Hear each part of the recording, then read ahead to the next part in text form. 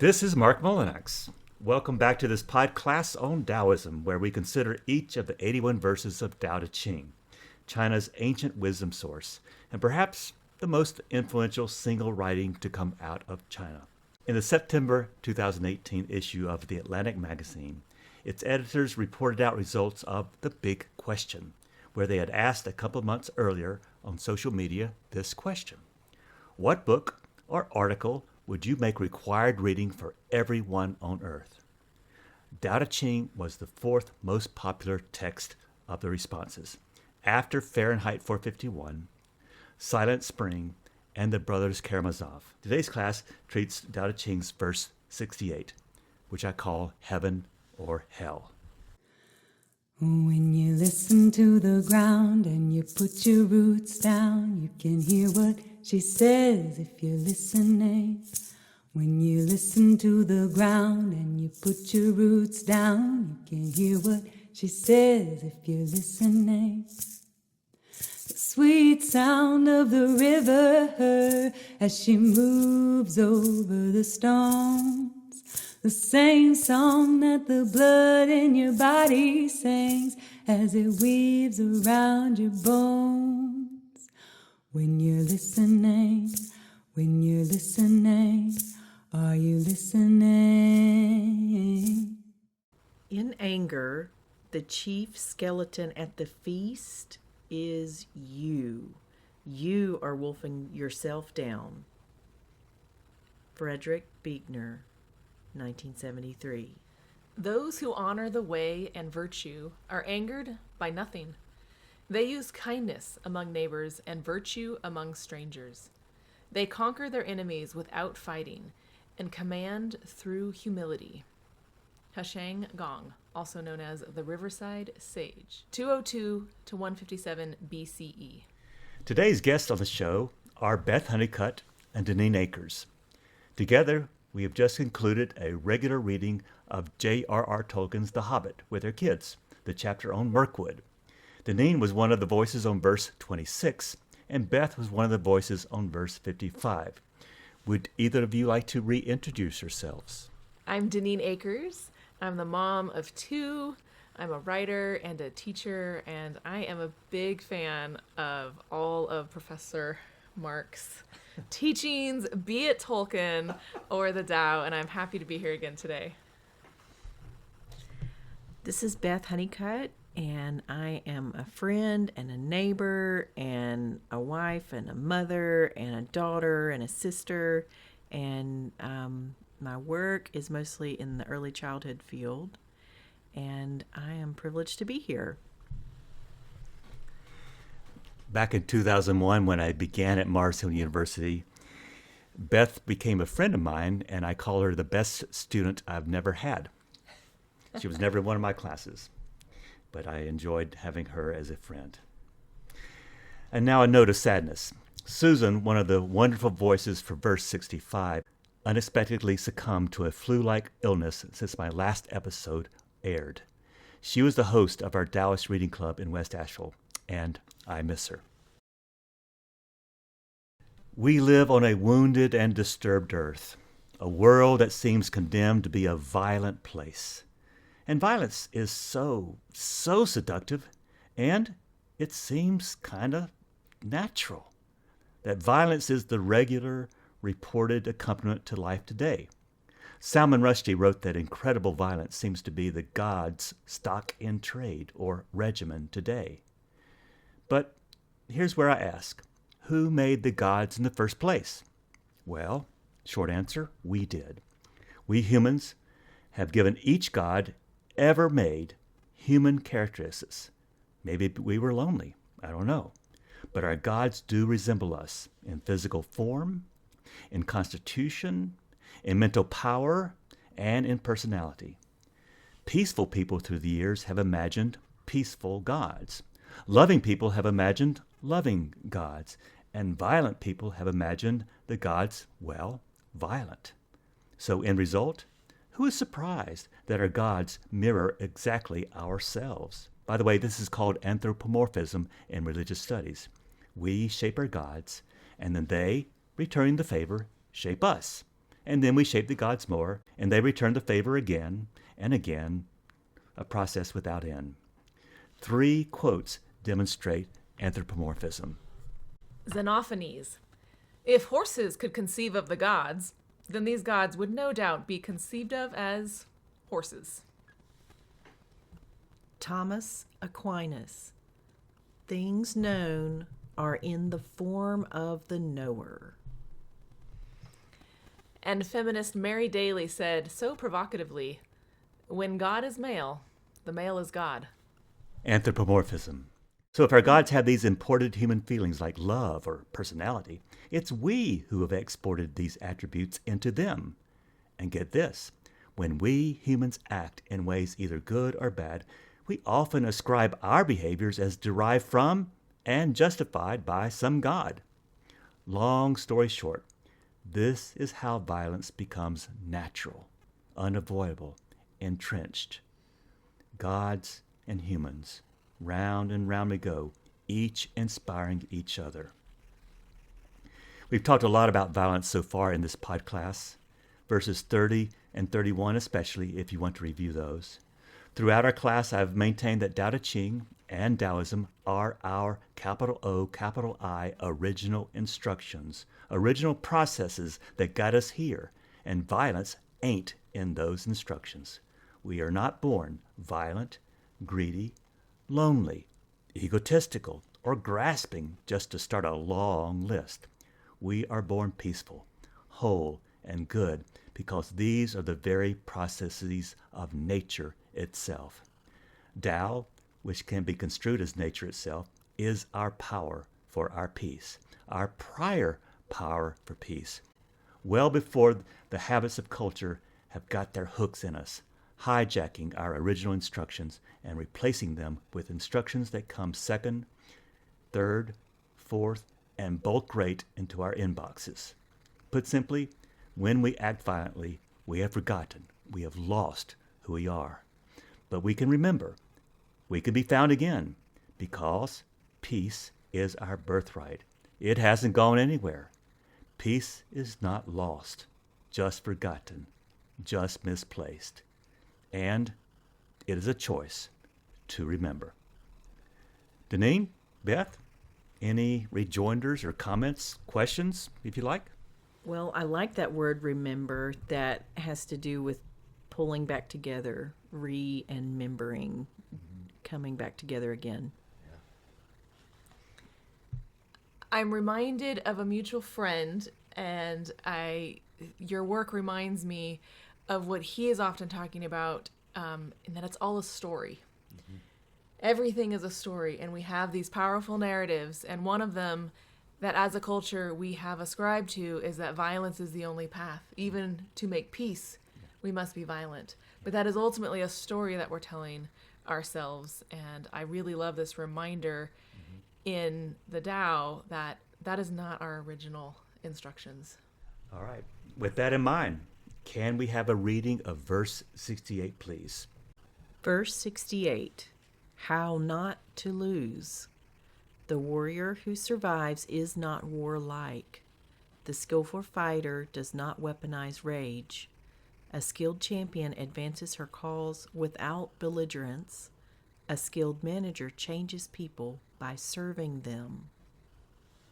Virtue that does not contend frees up virtue in others. The non-contender is heaven's consort. Since ancient times, sages perfected themselves thus. All right.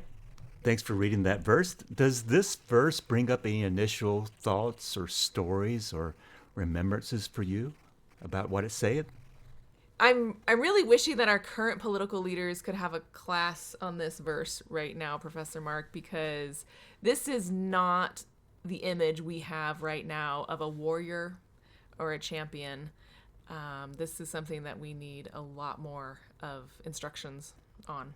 I want to celebrate a moment over a week and a half ago of meeting up with my family members, extended family members, and we went through some of the belongings that were from my grandparents' house that have not already been disposed of, and it went well, and I'm very grateful. And giving each other a lot of margin goes with non-contending. How much space can you give one another goes a long way sometimes. And maybe being clear about what we each needed from that experience was part of it too. But there were a few quilts, and there was some china, and there was some crystal, and there was some silver. That's a bit of a mystery on what to do with, and taking turns on who gets what and what your opinions are, and listening to each other was helpful. Thank you. To know oneself is the basis of every spiritual path. But to know really deeply, truly, to know oneself, well, that's an arduous 2 steps forward and sometimes 3 steps back process. So the very first, may we recognize how nonviolent and peace practices, if forgotten or misplaced, can take a while to relearn or to begin again to practice. Thus, the warrior who survives is not warlike. The skillful fighter does not weaponize rage. Or, as Beth would have said, the family that redistributes goods can give each other margins. Nice. Violence, being warlike, and weaponizing rage, according to Tao Te Ching, is ever and always a choice, and always a very bad option. For here's the truth. Responding or reacting with violence against someone or some idea works counterintuitively, because violence gives energy to its practitioners to keep on being violent. It's the responding or reacting with violence that keeps violence alive, well, and going. Because when you meet force with force and anger with anger, it just feeds the violence.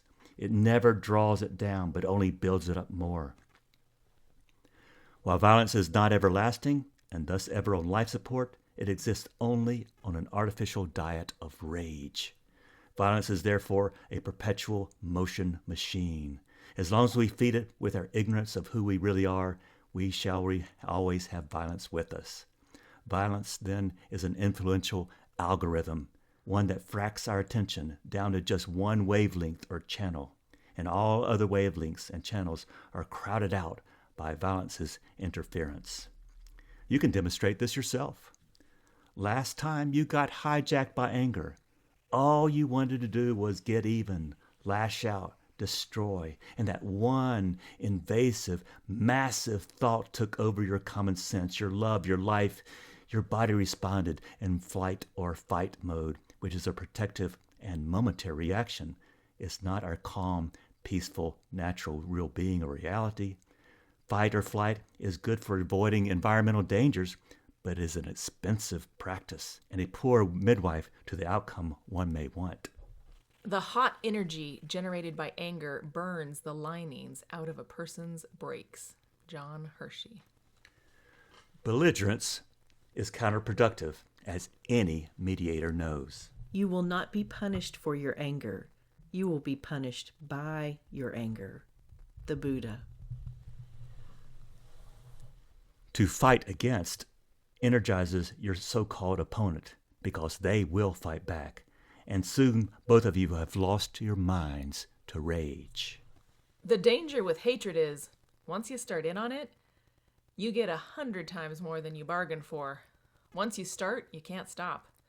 I don't know anything harder to control than hating. Easier to kick drinking than to master hate. Marilyn Robinson. When you're listening, when you're listening, are you listening? When you're listening, when you're listening, are you listening? Tao Te Ching is a manual on learning to contend, but with weapons of compassion, service, submission, and harmony. We cannot solve our problems with the same thinking we used when we created them. Albert Einstein. The single goal of Tao wisdom and Tao practice is to influence the heart and mind of one's so-called opponent, to reintroduce them to a new level of thinking and wisdom in order to bring the violent back into harmony and peace. This is the heart and goal of Wu Wei, influence, not force. There is no cause for destroying or killing. And get this, peace is a cheap, renewable resource. However, engines and strategies for violence are quite expensive. Expensive emotionally, expensive economically, and expensive wastes of time. Somewhere, underneath the politics, or over the rainbow, underneath the naked or disguised ambition, all the harsh talk, the power, the violence, and the bare-knuckled will to destroy and waste and maim and burn, there is something prior. We were born tender, capable of so much greatness, originally peaceful, loving even, capable, peaceful, loving. These came first in our original instructions and are not in the modified playbook passed along to us by culture, screens, politics, and war. Our original home is in the original instructions. Tao treats every act or premeditation of violence as something alien to who we actually are. I will grant you, though, weaponized rage does seem quick. It seems to work in the short term. It can make a very quick difference and change things abruptly. However, Tao does not work quickly. It follows the long arc back and forth process of yin and yang. Tao is Wu Wei, or wise action. What does Tao do? Tao waits, if it must, maybe forever, for the right moment, in the right place, in the right situation. All we need to do is rejoin these primordial but overlooked energies of patience and Wu Wei and Yin Yang. Because violence sows dragon's teeth that grow up quickly into weeds, thorns, and weaponized wills. Tao practice is to identify and assess these dragon's teeth and replace them with seeds of peace and expect a different harvest than what violence ever could. A skilled champion advances her cause without belligerence. A skilled manager changes people by serving them. Confident in their original instructions, Taoist champions or managers do not need the tools of violence. Their satisfaction in life is being of service to others, period. When you're listening, are you listening? When you're listening, are you listening? So, Beth and Nadine, do you have any thoughts about what we've said so far? There was one thing that was coming to mind when you were talking about just the violent narratives that were fed everywhere and how violence feeds on violence. And it's this energy that has to have continual motion. And I can't help but think of our technological algorithms that have captivated so much of our attention. And I've read numerous studies now that show that outrage as an emotion spreads in online places much more rapidly and intensely than it would if we were together. There's something that happens in our embodied presence with each other that even if there is anger, possibly even rage, like there's a way in which an embodied interaction takes into account the wholeness of the people and the context in a way that our online interactions are not. And I certainly worry as somebody who is both a partaker of online, cultures and raising children in a place where it's becoming so dominant, and a teacher in a place where we're all consuming our information this way, is like a very powerful act of resistance to this could just be taking breaks from being fed in these continual outrage loops. And I feel like this happens on all parts of the ideological spectrum right now. I agree with that, because in the online world, you're not reacting to a body. You're reacting to some disembodied idea of who you think someone is, not who they actually are. We got to revisit some of these ideas Sunday in just a few days ago in the sermon from Tamara, who we go to church with. And she walked us through some ideas from Luke 6 and some of the teachings of Jesus about finding new ideas and new ways to handle things, and deciding how to disarm enemies in new ways. And it's definitely something we just have to keep revisiting over and over, is how difficult it is to love enemies and how to handle that.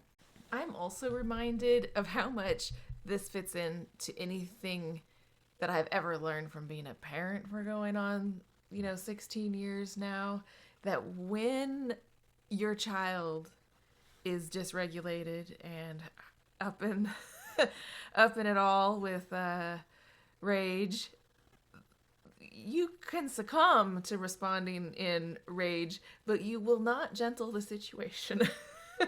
And in fact, you'll heap fear and shame and like a whole host of other things into that stew pot. And I'm not saying that I have a perfect track record here, but I was always drawn to, and I saw it a lot in midwives and people who had this like somehow deep capacity to absorb a very challenging situation and not respond in panic. Mm-hmm.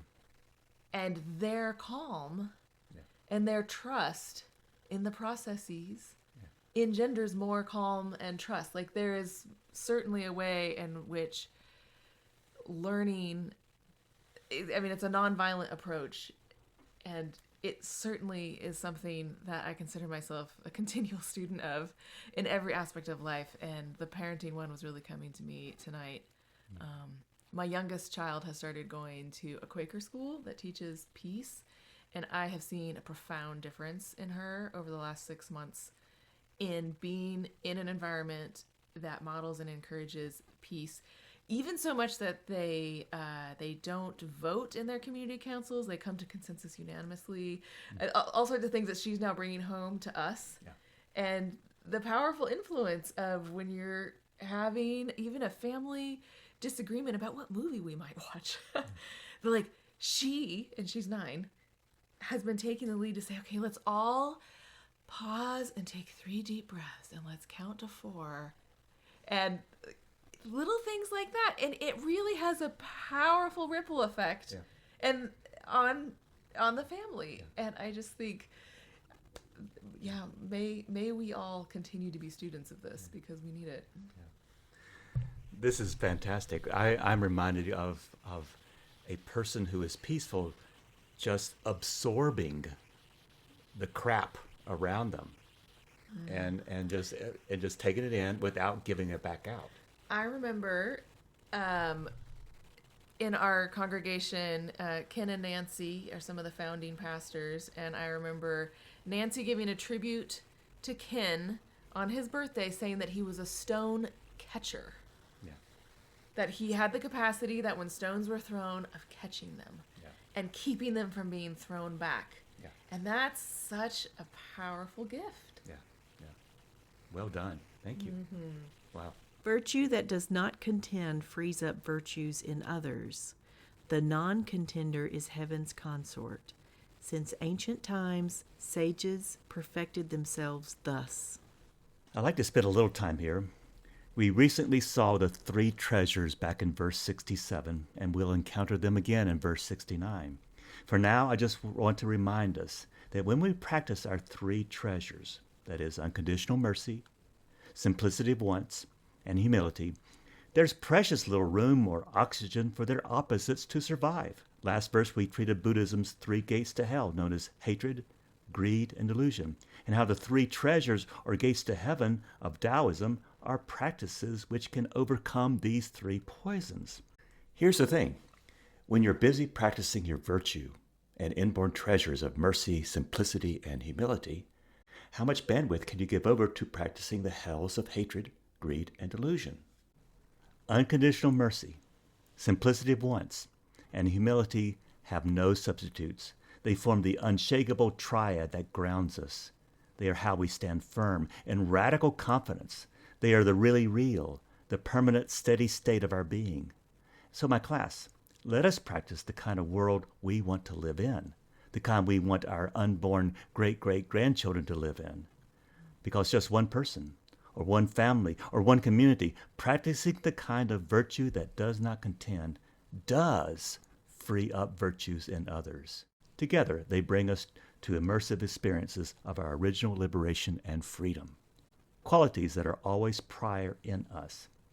Just as anger and contempt and hatred will, as Wendell claims, leap from one heart to another like fire in dry grass, so too do our three treasures. As any practitioner of the good and of virtue knows, there is no quick fix. But practicing the good, Wendell concludes, is slow and accumulating. It is not always guaranteed or automatic. However, any movement away from weaponized anger, though, is a good direction. And here's my favorite story from Japan to demonstrate it. "I want to know about heaven and hell," said the samurai. "Do they really exist?" the samurai asked Hakuin, a 16th century Zen Buddhist master. Hakuin looked at the soldier and asked, "Who are you?" "I am a samurai," announced the proud warrior. "Ha!" exclaimed Hakuin. "What makes you think you can understand such insightful things? You are merely a callous, brutish soldier. Go away and do not waste my time with your foolish questions," Hakuin said, waving his hand to drive away the samurai. The enraged samurai could not take Hakuin's insults. He drew his sword, readied himself for the kill, but Hakuin calmly retorted, "This is hell." The soldier was taken aback. His face softened. Humbled by the wisdom of Hakuin, he put away his sword and bowed before the Zen master. "And this is heaven," Hakuin stated just as calmly. Hakuin did not contend. His virtue was caught by the samurai, who had been trained into a tunnel of ingrown anger. Violence or war, when wisely understood, are treatable and carry good results when treated, as this story can demonstrate. President Lincoln was also right. Do I not destroy my enemies when I make them my friends? So just one person, like imagine yourself right now, just one person following Tao can affect the culture, the weather around yourself, starting with yourself and emanating around you like ripples in water. And here's my story for this. I currently work as a public-facing host at the Biltmore House in Asheville. 2 winters ago, during the Christmas season, the house's huge front doors are, during visiting hours, they're kept wide open to receive the thousands of guests most easily. And I often had to work in that accelerated wind tunnel that engulfed the front door. I came home and complained every night, "I hate winter." "I hate winter" was my daily refrain. I was locked into a grimacing and complaining self about the cold. And that one negative emotion about something that was causing me violence within had pretty much overcome me. This past winter, however, I took seriously a teaching on emptiness from the Bhagavad Gita. It is highlighted by Kumarajiva, a 4th century Buddhist scholar who wrote, "Empty your body and mind. No one can fight against nothing." Well, Kumarajiva, after 1700 years, offered me a surrender to my original emptiness and offered me the sound path I needed at the time. I started not to anticipate being cold, or treating the cold weather as something I had to battle and confront and then whine and complain about. I admit it was easier to complain than to change my mind about winter. But starting with the mantra, "I love winter," I ever so slowly began to cease battling the cold. And when I did that, I felt the cold less. The cold wasn't wrong or bad or the enemy any longer. And while the cold was just as brutal, it was I who had softened. This became a spiritual lesson for me. The cold was no longer hell for me, but a chance to meet heaven in not just the weather, but also in the guests who came in on those winter nights. So maybe our homework. How would you complete the declaration, "I hate blank"? What's your hell? And how can you turn it into heaven? Who is your hell? And how can you turn them into heavens? So Deneen and Beth, any concluding thoughts for our class? So this is a remarkable day to be getting together on this. I have been in an area impacted by Hurricane Helene, and I have driven through some areas, including beloved downtown Marshall, North Carolina, But today was my first day to walk the entirety of downtown, as I have done many other times. So I'm a student. I'm happy to hear, what are your thoughts about the violence in the natural world, or the devastation and destruction that has come our way? And there is very much a whole situation of emptiness that is kind of Tao-like about what's going to be ahead, what's going to happen ahead. And I definitely feel the attachment when I feel the emptiness. There's a whole playground that was destroyed that I'm so thankful that my kids had many happy days playing on. And the little train depot, historic venue where my kids have had drama and music camps, is now a flight of concrete stairs to nothing. It was a wooden structure that was taken. So I don't love Helene. And I'm glad you got to go to I Love Winter. So I'm ready to hear any of your wisdom about natural disasters and how we keep going forward. I'm a little hesitant to say this, but it is a way in which Taoism tries to explain bad things happening to good people. And it's basically an application of yin and yang. There will be times of yin, or less than, and yang, much more than. And when Helene came, it's definitely a yang time. Of course, 200 plus people died. Mm-hmm. And what I just said is not going to satisfy anybody. Mm-hmm. All I can really say is that today, the last day of February 2025, there was no hurricane. And therefore we should embrace that as best we can and prepare for the days when hurricanes will come. I don't know if that helps you out. I don't know if that's too Pollyanna. But today there's no hurricane. And today is also a place that we can learn emptiness and learn to become servants of others. Mm-hmm. And to also to remember that when Helene came, it brought out parts of us that we did not know were there. Humane parts, helping parts, neighborly parts. And I think these are now going back into remission. Mm. And so maybe a day like today, we can remember who we are. Those parts of us we found in ourselves when the hard day came. Today, there's no hurricane, though. We're approaching 6 months since this truly devastating, 1,000-year or more flood in this region. And we lost people that we knew. And I've had a really, really rough time being near the rivers. Yeah. Mm-hmm. The waterways have been a source of complete connection for me. And then they became very, very violent. And anytime you still drive around here by any waterway, there's still this release of cortisol. And I'll speak for myself, at least in my body, because it looks devastated still in the debris. And there's still cars up in trees in a lot of places and things that like a volunteer group can't just go pick up, even though there's a lot of that's been going on. That did bring out the best of us in the worst of times. And this is the teensiest little thing that helped. And it doesn't help every day, but it has helped me at least a few days, is a poet, and I wish I knew their name.